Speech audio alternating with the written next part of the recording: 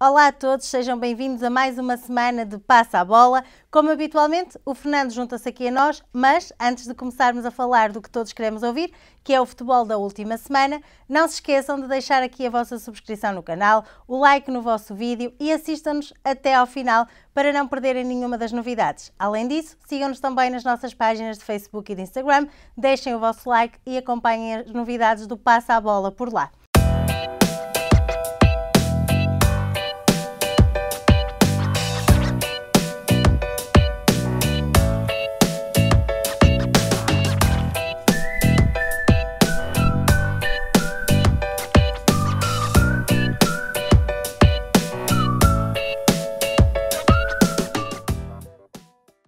Olá Fernando, bem-vindo a mais uma semana. Olá Ana, boa tarde e para todos os nossos ouvintes que nos acompanham aqui todas as semanas, cá estamos para mais um programa. Para mais uma semana. E esta é a semana de retrospectivas e de falar de resultados, não é? Sim, e das finais para já. E das finais. Começamos pela Liga Europa. Exatamente. A Liga Europa foi disputada por o Villarreal e pelo Manchester United. Posso já dizer que aqui eu fui adepto do Villarreal e serei sempre adepto daqueles chamados outsiders, ou seja, de todas aquelas equipas a nível europeu ou mundial que não sejam os patrões do petróleo ou sheiks ou outros similares, irei ser sempre contra esses indivíduos. Independentemente, tenho pena que estas equipas às vezes englobem alguns portugueses, mas não vou por aí, não é? E eles percam uma oportunidade de conquistarem os títulos, mas são novos. Se não for desta vez, pode ser numa próxima coisa do género. Aqui no caso do Manchester United, tínhamos o Bruno Fernandes. E ainda não foi desta. E ainda não foi desta, mas ele ainda é novo, terá outras oportunidades. Foi um jogo que se pode resumir em 120 minutos de bola corrida, em que foram incapazes... Estavas à espera de um jogo que não se resolvesse nos 90, de um jogo mais complicado? Um jogo, porque o Manchester United, para mim, é uma equipa que não anda a jogar um grande futebol. Fez um campeonato no fim um bocado melhor atendendo aos valores que tem lá alguns indivíduos que estagnaram. O caso do Pogba custou 100 milhões na altura, foi um balúrdio, uma soma extraordinária, foi comprado pelo Zé Mourinho. Anda para lá, pouco se esforça, e como esse há lá outros jogadores de duvidosa qualidade, mas que custaram muitos milhões.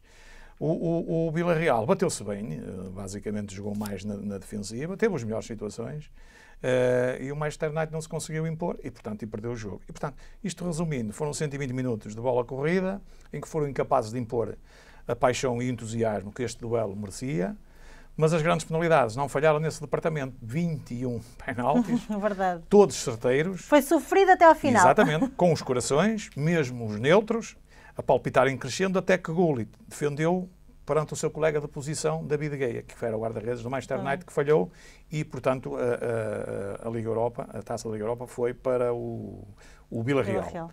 É a quarta conquista do Emery, do treinador do Villarreal, que já esteve no Paris Saint-Germain, esteve no Sevilha, conquistou 3 taças o UEFA, na altura, e Liga Europa também.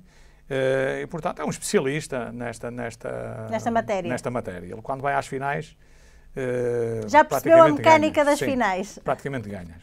O treinador do Manchester United, um treinador normal, nada de especial. E, portanto, para ti foi um vencedor justo, Fernando? O vencedor justo é aquele que marca e que ganha. Mete mais vezes a bola dentro da baliza e acaba por ganhar no fim do jogo. Portanto, não foi um grande jogo, como eu segui aqui, mas pronto, foi um jogo... Não soube a final. Sim, foi um jogo fraco para uma final, que se espera sempre que seja um grande jogo. E a Liga dos Campeões, soube-te a final? A Liga dos Campeões, antes de falar na Liga dos Campeões, vou dar aqui uma coisa extraordinária, que até falámos antes nos bastidores. Assisti ao fim de muitos anos, de muitas Ligas dos Campeões, um cenário extraordinário na televisão que não tinha assistido até hoje. A abertura da Liga dos Campeões fica para a história. Foi uma coisa que fica para a história. Para mim, fascinou-me completamente. Eu acho que tivemos aquele sentimento de isto é em Portugal, está a acontecer, temos esta abertura fantástica e ficámos todos muito orgulhosos, não é? Exatamente. Penso que, atendendo a essa abertura maravilhosa, toda a gente, até porque eram 2 equipas inglesas, quer o Chelsea, quer o Manchester City, portanto, com o Luís Dinheiro também, com 2 patrões, 2 magnatas, um russo e um e outro do petróleo também, das Arábias. Com os milhões que gastaram, pensou-se que ia ser... E como são duas equipas inglesas que jogam olhos nos olhos, sem medo, aliás, como sem disseste aqui retrancas a semana passada. Exatamente. Contava que fosse um jogo tecnicamente superior, tecnicamente mais bem jogado que aquilo que foi. Não foi uma grande coisa, não contava com isto, porque conheço o treinador do Chelsea, é mais ou menos a maneira dele jogar é esta. Não esquecer que toda a gente estava como favorito o Manchester City, mas é preciso não esquecer que o Manchester City perdeu 3 vezes com o Chelsea este ano, mesmo no próprio campeonato inglês e para a taça da Liga da Inglaterra também. Portanto, o Tuchel ganhou 3 vezes este ano ao Guardiola. Acho o Guardiola um excelente treinador, um dos melhores treinadores do mundo, mas continuo com a minha, que tinha dito até nos inícios dos campeonatos, que para mim o Manchester City é das equipas treinadas do Manchester City, treinado pelas épocas do Guardiola, o mais fraco Manchester City. Por várias vicissitudes. No entanto, acaba por ganhar o campeonato, porque o Liverpool também esteve muito em baixo. Acaba por ganhar o campeonato, acaba por ir à final da Liga dos Campeões. Acaba por ir à final da Liga dos Campeões. Pronto, também houve o Covid, teve grandes influências também, por a falta de público, etc. E pelos resultados também. Mas claro, está na final com mérito, mas não soube desmontar esta linha e esta defensiva, uma equipa mais defensiva e que joga em contra-ataque e aproveita muito bem as vicissitudes e os lances e os defeitos do adversário. As maiores ocasiões de golo foi da parte do Chelsea até. O Manchester City, que é uma equipa que joga bola, passa, etc., parece o Benfica, mas noutros termos, não é? O Benfica joga muito mais para trás, ou uma cópia, uma má cópia, não é? Uhum. Costuma-se dizer que a gente vai copia para melhor. No Benfica, o que está lá, copia para pior. Copiou para pior. Para muito pior. E, portanto, o Manchester City andou ali de bola para o pé, bola para aquele lado, bola para ali, bola para lá, a baralhar os indivíduos do Chelsea. Eles já o conheciam, o esquema de jogo, esperaram por eles, não é? Fizeram os contra-ataques deles e tiveram várias situações para inaugurar o marcador. Ganham bem. O Manchester City poucas oportunidades teve na segunda parte.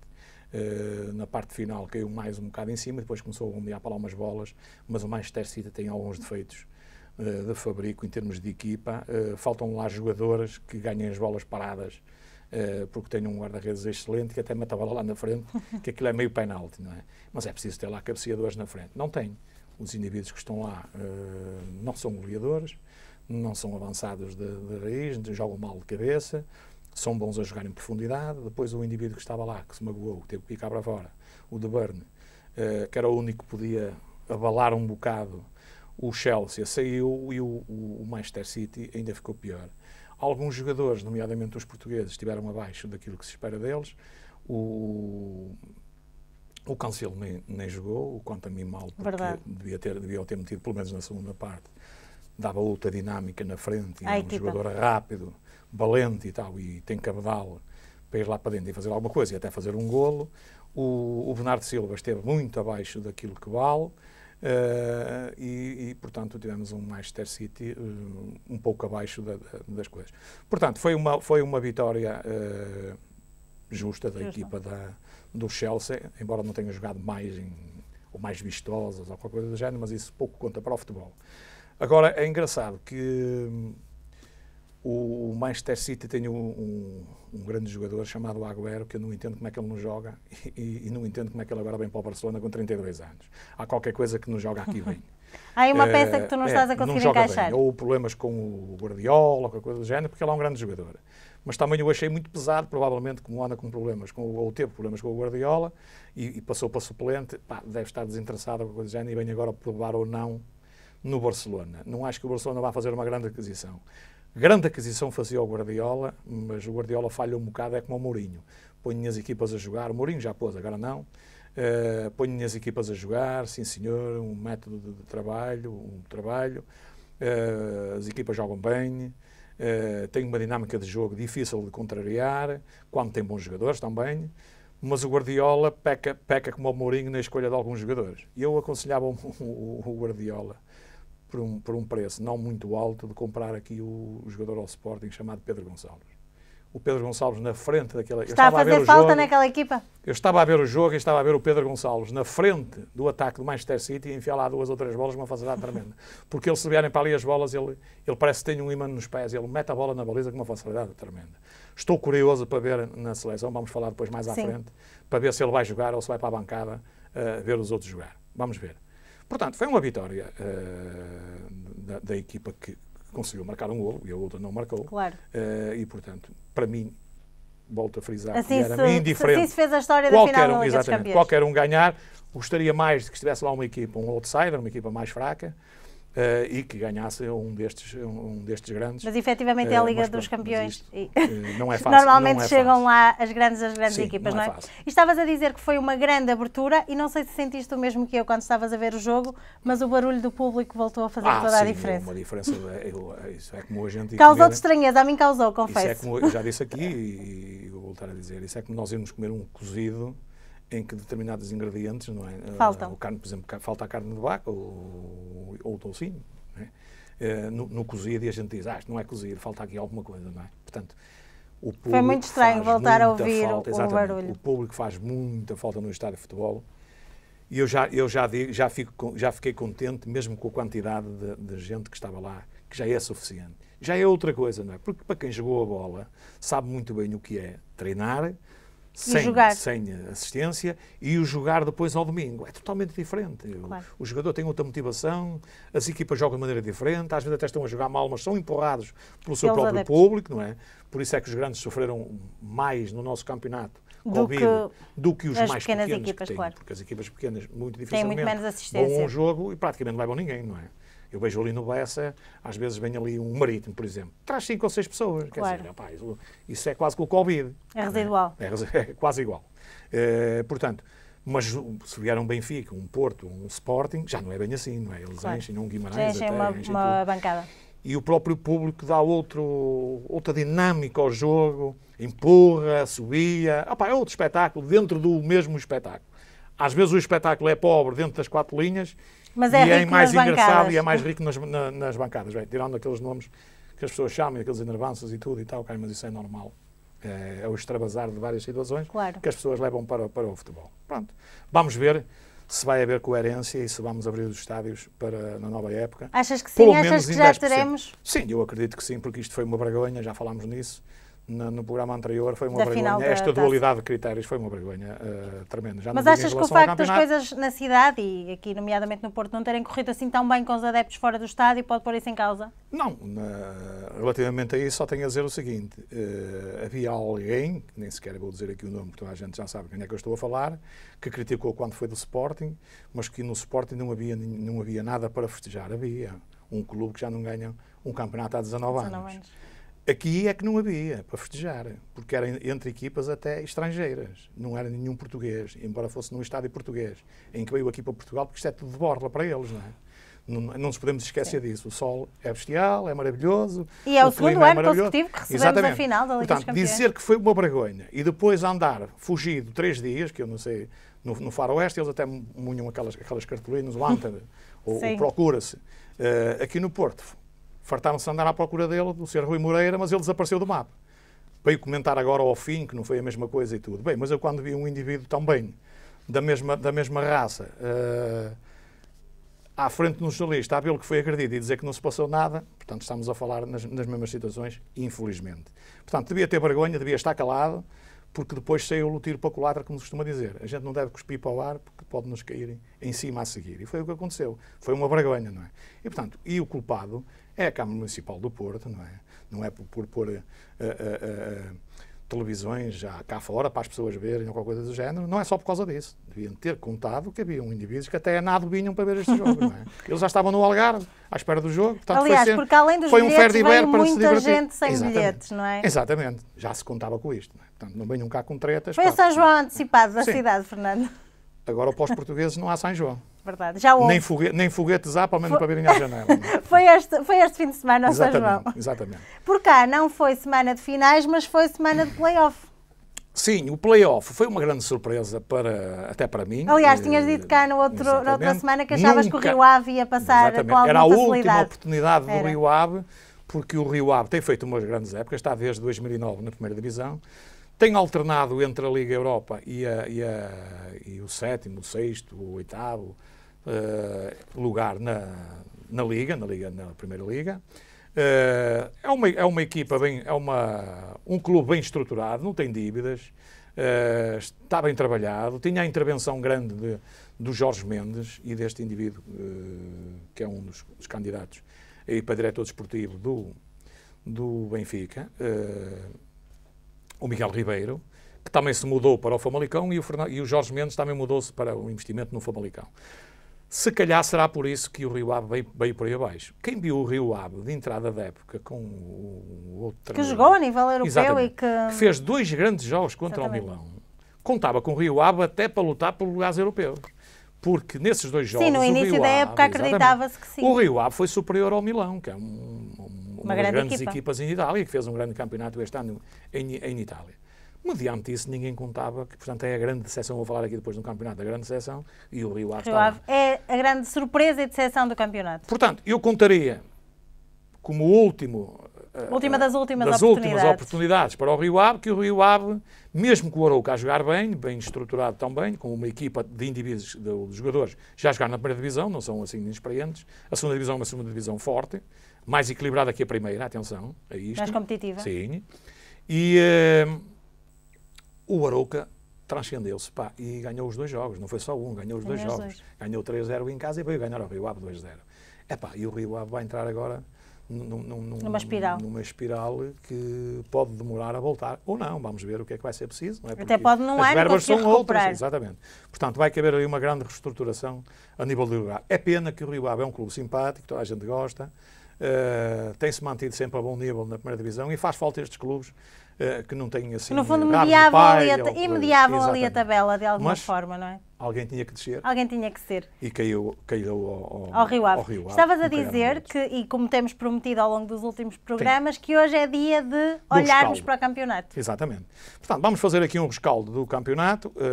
O campeonato, ao princípio, da Liga NOS, tinha à partida 2 favoritos, o Futebol Clube do Porto e o Sport Lisboa e Benfica. Ambos não fizeram uma prova como favoritos. O Porto muito melhor do que o Benfica, mesmo assim. O Benfica foi uma das grandes decepções, já vamos falar aqui mais à frente. E o outsider, que ninguém contava, pelo menos que ia lutar para o 3º, 4º lugar, o Sporting, que acabou por ser campeão com todo o mérito.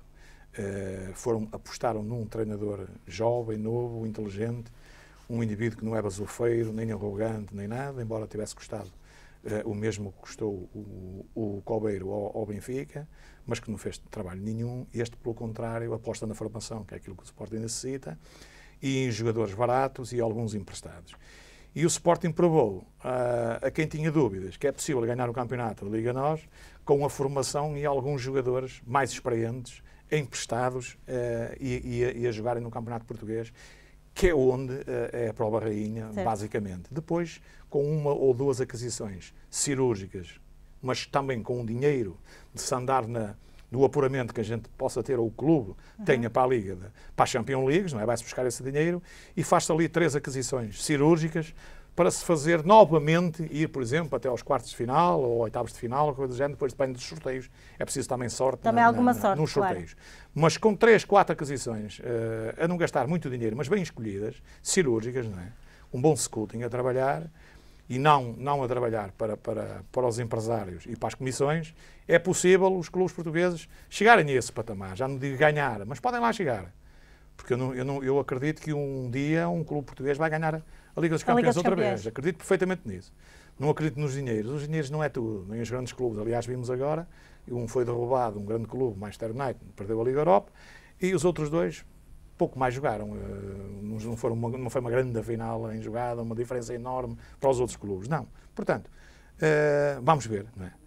O Porto, um segundo lugar, embora não seja uma desilusão, claro, para os portistas era um dos favoritos à conquista do título, não chegou lá. Mas só pode ganhar um, não é? Exatamente, mas no entanto, para mim, fez uma grande época, atendendo aos jogadores que tem, que não tem jogadores por aí fora, jogadores caros, gastou alguns 60 milhões em aquisições, Para mim, o maior trunfo do Futebol Clube do Porto, e é por isso que anda agora aí, assina, não assina, ainda não assinou, vai assinar para a semana, assina no fim desta semana, etc., o Sérgio Conceição. É o grande trunfo do Porto, é um indivíduo que, por quem, tirando a parte humana, onde ele se devia comportar melhor, pode ser que ele com a idade vá aprendendo alguma coisa, mas retirando isso profissionalmente, é um grande treinador para mim. Tomar o no meu clube em detrimento do que está lá. Sem dúvida nenhuma, não tinha dúvidas nenhumas em apostar neste treinador. Porque o grande mérito é do Sérgio Conceição. Metam na cabeça aos esportistas que se o Sérgio Conceição, imaginem que se não assinasse agora pelo Porto, ou não renovasse, que ia ser muito difícil ao Porto, com outro treinador que chegasse aqui e fizesse o trabalho dele. Não esquecer que o Sérgio Conceição, nestas 4 épocas, deixou 200 e muitos milhões ao Futebol Clube do Porto. Portanto, ele agora quer apostar, não em termos de salário, como eu já ouvi, acredito que o Sérgio Conceição não está. Não é o salário em si que o está a impedir. A preocupação é ele querer fazer um trabalho e sentir que precisa de mais alguns jogadores de qualidade para fazer mais qualquer coisa, não é? Porque ele está a ver que o Sporting está forte, se o Sporting não perder alguns jogadores daqueles mais fundamentais, o pode Sporting vai entrar forte outra vez para a próxima época. Com mais algum dinheiro que vai gastar numa ou outra aquisição, o Sporting vai se manter mais moralizado, porque acaba de ganhar um campeonato. Exatamente. A seguir tivemos o Benfica. É a grande desilusão dos benfiquistas. Minha não, porque eu já ando a bater nisto desde que veio. Mas é uma das surpresas do campeonato, exatamente. Isto é inegável, não é? Portanto, um grande investimento num treinador falhado. Eu disse isto logo de início do campeonato. Muita gente me criticou, muitos benfiquistas, por e-mails, comentários ao Passa a Bola, etc. Hoje dou-me razão, porque isto é, como eu costumo dizer, fazer o Euromilhões. Depois de sair as bolas, qualquer um faz, não é? A um ano de distância que é difícil. Portanto, eu sempre disse que este indivíduo não vinha para cá fazer nada. E eu sempre disse que este indivíduo, e vou dizer mais uma vez aos benfiquistas, como aviso à navegação, convençam-se do seguinte: independentemente, este ano, a próxima época, com o mesmo treinador, vai ser para pior. E porquê? Porque independentemente de irem buscar o William Carvalho, o Buffon, o Messi, o Ronaldo e todos esses indivíduos, e indivíduos com 40 anos ou 50, ou qualquer coisa do género, que ele queira, que já os conhece e não sei o que mais e tudo, indivíduos mansos, que ele quer indivíduos mansos, porque todos o indivíduo que lhe fizer oposição no plantel é ostracizado, não é? Ou que lhe disser alguma coisa que ele não gosta, ele ostraciza logo o indivíduo, portanto vai para o banco ou vai para a bancada e depois é para dispensar. Não os que ele traz, não é? Porque esses é que são bons jogadores. E, portanto, o Benfica vai continuar na mesma, vai continuar com as telenovelas, elas já estão a começar.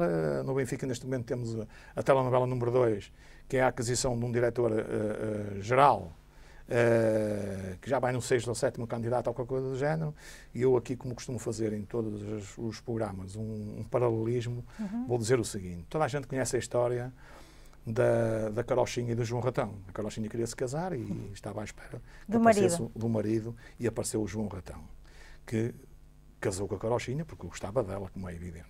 E depois até se entusiasmou tanto e caiu no caldeirão. Aqui, em termos do Coveiro, a grande dificuldade do Benfica, neste momento, não é arranjar um diretor desportivo, que há muitos aí. A grande dificuldade do Benfica é quem é que quer trabalhar com o Coveiro, chamado Jorge Jesus. Quem é que quer trabalhar com Jesus? É isso? Ninguém quer, porque ele também não quer trabalhar com ninguém. Porque ele não admite que ninguém mande nas ideias dele, ele quer mandar, eu quero, posso e mando, eu quero as chaves, ele é assim, eu quero as chaves do Ferrari, eu é que reparo o motor, as rodas, os cilindros, as suspensões, a mala, o capô, etc. Portanto, ele é que sabe de tudo do carro e não sabe nada, não é? No fundo não sabe nada. É um treinador que está completamente ultrapassado, não ganhou nada, não é? Os benfiquistas escusam de dizer que ele veio para o Benfica e fez uma grande aproximação, não fez aproximação nenhuma. É a 7ª época que ele está no Benfica, ganhou 3 campeonatos, uma taça, 5 taças da Liga, não é?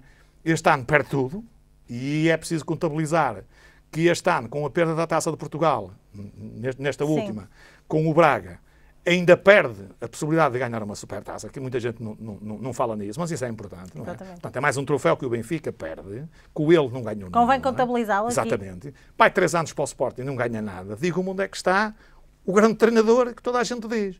Ele compra as pessoas, os jornalistas e mais alguns, paga almoços, jantares, viagens, porque o próprio Lage, nada que ele esteja aqui a dizer que o próprio treinador anterior a ele, o Lage, dissesse. E depois é um indivíduo que em termos de homem, não vale nada, em termos de recursos humanos, é zero, porque ainda estava a treinar o Flamengo. O Benfica adquiriu, isto é só um exemplo, adquiriu o Pedrinho, porque custava na altura 20 milhões e depois acabou por ficar por 18 milhões, mais as comissões, como é evidente, e ele comentou, era treinador do Flamengo, não era treinador do Benfica, comentou, bem, como o Pedrinho aqui no Brasil, há 5 ou 6 melhores do que ele. Pois eu agora vou-lhe responder. Como o Gilberto, que ele trouxe do Brasil, no Brasil há mais de 50 mil. E aqui em Portugal, o Gilberto não tem lugar na 3ª Divisão Nacional. É a resposta para esse senhor. E se os benfiquistas estão à espera de alguma melhora com este senhor, independentemente de ver os Cavanis, os Diego Costas, e agora vamos assistir a novelas todos os dias. Porque a grande novela neste momento é a seguinte. Estivemos com um campeonato de Covid, estivemos num campeonato que não entrou dinheiro nos clubes, não foi só no Benfica, foi nos outros. No Benfica ainda é mais grave, porque não se devem esquecer que enquanto o Porto cortou ordenados na hora dos 40%, o Braga cortou, o Sporting cortou, todos cortaram, o Benfica não. Aburguesado, manteve os ordenados todos. Vai pagar a fatura. Porque agora tem jogadores que o treinador não quer, porque acha que eles não valem nada, ele é que sabe. É preciso vendê-los, vão vendê-los por tudo e meia. Armou confusão no balneário com tudo que dizia alguma coisa contra ele, ou que não gostavam dele ou qualquer coisa do género. Tem um balneário dividido, que foi a grande coisa dele.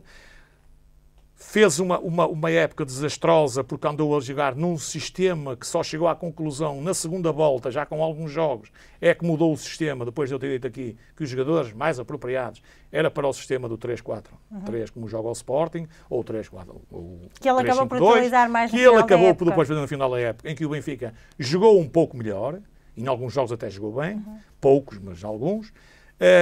Portanto, só chegou ao fim do campeonato é que chegou a essa conclusão, porque o resto andou a passear e a lançar a confusão. E não venham com a treta dos Covid, que os outros também tiveram Covid. A nível europeu, e toda a gente teve, famílias inteiras, etc, etc. E tiveram rendimento na mesma, que tinham que ir trabalhar a seguir aos Covid e tudo. Portanto, isso é tudo treta.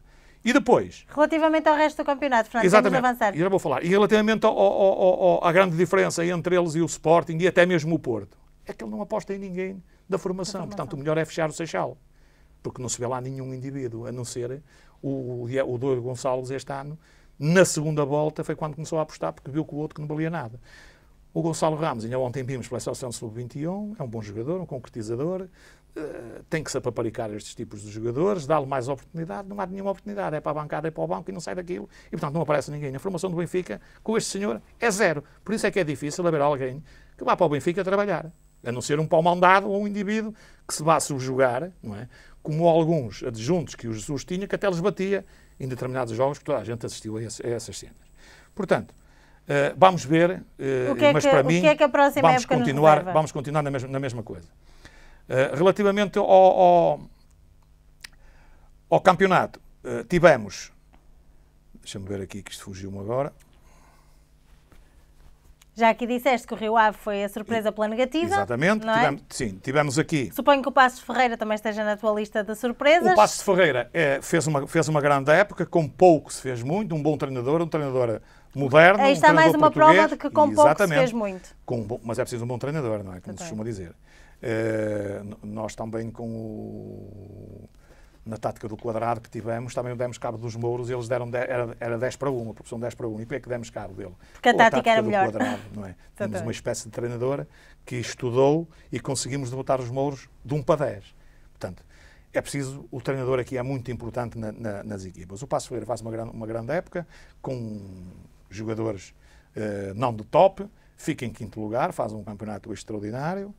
O Santa Clara também faz um bom campeonato também, acaba por se qualificar para a segunda eliminatória da Conference League, que é uma prova nova que a UEFA criou agora, a seguir à Liga Europa.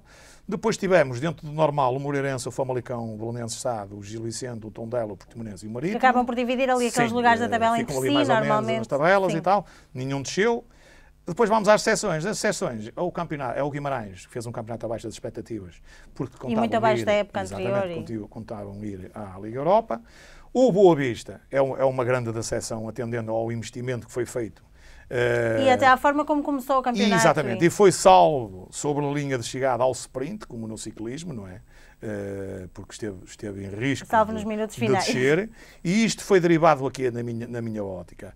Há más escolhas dos treinadores, jogadores novos que chegaram e há dispensa em massa, porque o Boa Vista foi dispensado em massa de jogadores que teriam sido muito úteis ao Boa Vista nesta época. Há que repensar o sistema e ter muito cuidado com estas coisas todas, porque pode acontecer isto. Certo. Pensarmos que vamos fazer uma grande campanha e acontece-nos isto. E o Boa Vista salvou-se por uma unha negra. Esperemos que o Boa Vista agora tenha aprendido alguma coisa. A lição para a próxima época. O Farense subiu e desceu outra vez, portanto nada de transcendente. O Nacional também tinha subido e agora desceu. E a grande decepção, já falámos aqui, é realmente o Rio Ave. Ninguém contava com esta descida. Sobretudo lá no início do campeonato, ninguém contava. Eu também já disse aqui por alto que para mim um dos grandes fatores do Rio Ave ter descido tão bem foi a saída, não total, mas o desinvestimento do Jorge Mendes, que passou agora para o Famalicão. E levou também o diretor com ele para lá, para o Famalicão também. E isto também tem a sua grande importância, não é? E vamos ver agora o que é que acontece. Está aqui feito o nosso rescaldo. Sim. Só uma nota muito rápida para as seleções. Para as seleções. Temos uma seleção sub-21, como já disseste, a jogar bem. Sim, temos uma seleção sub-21 a jogar bem, porque temos um excelente treinador, que eu já disse, tenho pena que anda ali nas seleções e não tenha dado o salto para um clube. Acho que o Rui Jorge é um treinador de grande... E que teria espaço num clube. Exatamente, perfeitamente. Aliás, ele nem precisava, porque se houvesse alguém que percebesse de futebol, era o Rui Jorge que assumia, para mim, se eu fosse o presidente da Federação, assumia a primeira equipa e não o Fernando Santos. Estou curioso para vermos, e depois nós vamos falar no Euro 2020, porque acho que neste momento o Fernando Santos tem ali deve jogar com os jogadores que estão em melhor forma. E há 3 jogadores ali que eles têm que ser titulares. Se esses 3 jogadores, que por acaso até são da mesma equipa, não forem titulares, o Fernando Santos ainda vai descer mais na consideração que eu tenho por ele, porque se me meter para lá João Moutinhos e outros indivíduos, já começo a pensar que é fetiches ou que é os empresários que mandam na seleção, e nomeadamente até no seu coisa, porque Nuno Mendes, Pedro Gonçalves e Palhinha, neste momento, são indiscutíveis na seleção. São o trio que a seleção precisa. Portanto, eles necessitam, e continuo a dizer, é um verdadeiro Ferrari a nossa seleção, pelas equipas que eu conheço, mas infelizmente temos um piloto que não o sabe conduzir. E por isso podemos não fazer boas corridas. Portanto, vamos estar cá para analisar. Vamos estar cá para analisar. Não é um jogo fácil, porque temos a França, temos a Espanha. E são sempre equipas que se batem muito bem e que dão trabalho. E temos a Hungria. Portanto, é preciso ter em atenção. Mas não esquecer que a seleção portuguesa já deu provas de que é capaz. Sim, e frente a essas equipas será perfeitamente capaz. Se eu fosse treinador no lugar do Fernando Santos, estava perfeitamente à vontade. Sabes porquê? Porque sou um indivíduo otimista por natureza, sou um indivíduo de risco, não tenho medo, assumo a responsabilidade e assumia que os jogadores, tinha que os chamar, porque os jogadores portugueses da seleção portuguesa são dos melhores do mundo neste momento. Foram vendidos por grandes somatórios de dinheiro, por milhões, são dos melhores do mundo e é isto psicologicamente tem que se meter nos jogadores. Jogam em grandes clubes do mundo. Não é chegar lá e dizer aos jogadores que eles são inferiores aos outros, ou vamos ter atenção para que agora vem a Alemanha, são perigosos, são melhores do que nós, agora é a Espanha, é a França e tal. Não. Já disse que eu tive um treinador que entrava no balneário e dizia assim, ó rapaz, ou virava-se para um de nós, para mim ou para outro indivíduo qualquer, a maior parte das vezes era para outros indivíduos, porque aqueles indivíduos mais fracos psicologicamente, eles têm que ser tratados de outra maneira. Aqueles que são fortes psicologicamente não precisam de grande acompanhamento da parte do treinador. O treinador sabe isso. Que era o Meirinho.